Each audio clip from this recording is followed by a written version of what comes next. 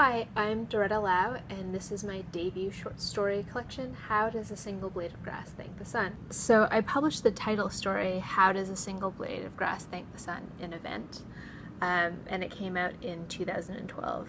But I actually began the process of writing it or finishing it in 2011. It was a story that I started back in 2005, and I decided it was time to get some work done on it, and I spent a week eating instant noodles and working on it, and when I was done, actually the first place that I sent it to was Prism International, but it got rejected.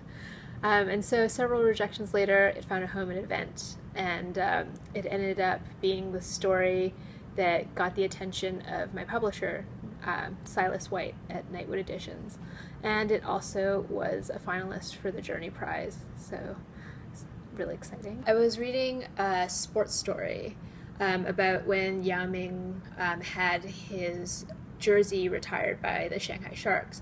So to give thanks for that, he took out an ad that said, "How does a single blade of grass thank the sun?" Which is actually Tang Dynasty poetry. It's a poet named Meng Jiao. And students of Chinese literature, or I guess most people who speak Chinese on a daily basis, they know this to be a poem that references maternal love. So in some ways, I just always thought that it would be kind of amazing to have a story with this title, that's very classical, but in some ways it's just like I know it because of Yao Ming, so I know it through a pop cultural context. For it to be the story of these kids running through Vancouver who talk in their kind of very specific language that, and there I was really thinking about A Clockwork Orange and kind of having that kind of like friend group who have their own kind of like friend speak with each other. And in some ways also it was kind of that tribute to previous generations of writers. I mean, not maybe all the way back to the Tang Dynasty, but very much that, in Canada, that all these people have written all these stories. And so for me, in some ways, this is my way of saying, thank you. I have the freedom to write anything that I want to write because people went forth. They were pioneers. They were the ones who were willing to, record these stories. And so, yeah. A chinger. I just was thinking of all the ridiculous things that slang words for things, and so that's just really just like they're just identifying as Chinese, and so I thought it'd be funny if they had these words like chinger and chiga and stuff. It was just really kind of plays on various names. I don't know if it exists elsewhere, but it just kind of, I thought it sounded good, and so I used it. The first story in the book is called Goddamn How Real Is This? Oh, right. Goddamn How Real Is This? So it kind of has that genius idea, and it almost is like a fringe plot, which is text from the future selves texting you. Right. Is that how you imagine, like if that technology existed, that's what people would do? Or what would you do? If you had the ability to text yourself in the past, what would you do? I think I would have texted myself the book The Now Habit by Neil Fiore, which is all about ending procrastination. I think if I had discovered that book a little earlier in life, this book may not have taken, 13 years to write.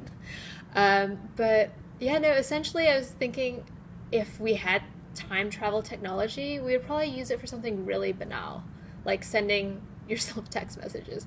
I mean, you keep thinking, you might do something really grand, something really amazing, but just remember reading this Facebook profile where someone who works in the tech sector was talking about how we used to dream about going to the moon, going to Mars, traveling the universe, but as the technology gets better, we're actually kind of shrinking into our own worlds. People are staring at their devices. So that story was really kind of a play on the fact that even if we're given amazing technology, we might just use it to harass ourselves in a really terrible way. One of the most recent publications was in Rice Paper, and I volunteered for Rice Paper back in the late 90s in the news section, and I had never published fiction in the magazine before. I published some poetry, and so I had written this story that was about a screenwriting student at Columbia who is dealing with grief,